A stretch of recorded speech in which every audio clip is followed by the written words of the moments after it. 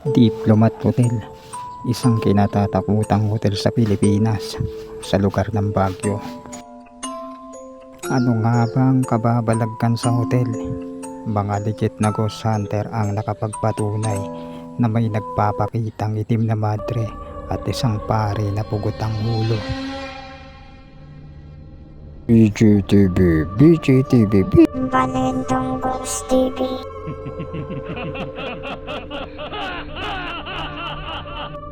Ayon sa history, dito daw madaming tinotorture na tao, civilian man, pare o madre.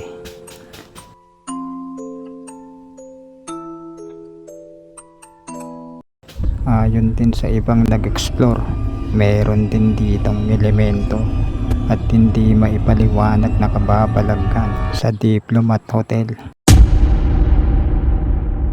Maski ako na ghost hunter, malamang matatakot din ako pag nag-explore ako dito.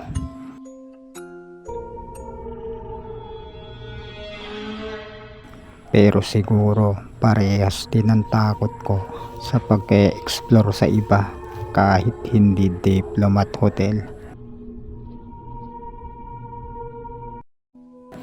Pwede pa rin naman puntahan dito, depende kung kailan lang siya pwede. May time na hindi pwede, lalo na pag may shooting ang artista ng isang ginagawang movie tulad ng ginawang movie ni Gretchen. Makikita naman natin ang creepy talaga ng itsura sa labas man at sa loob. Nakakatakot talaga. Dapat kapag nag-explore ka dito, malakas ang loob mo. Sigurado kapag natakot ka, tatakbo ka talaga sa Diplomat Hotel.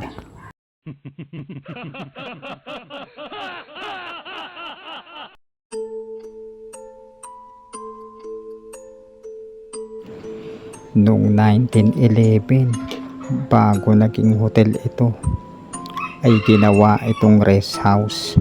Katagalan, noong 1913, nag-operate ito at tinawag na Diplomat Hotel.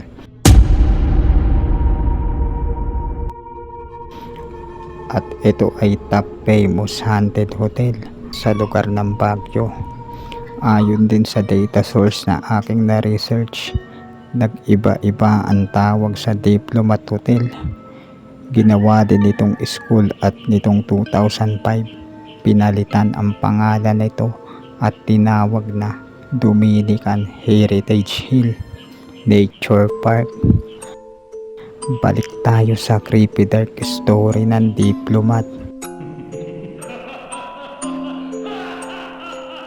Sabi ng ibang mga vlogger, nakaranas sila ng nakakatakot na bagay tulad ng umiiyak na bata at mga creepy sound na hindi nila alam kung saan nanggaling.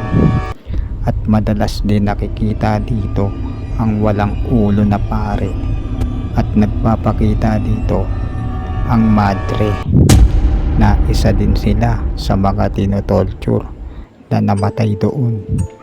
Kaya mga nagmumulto dahil hindi sila matahimik.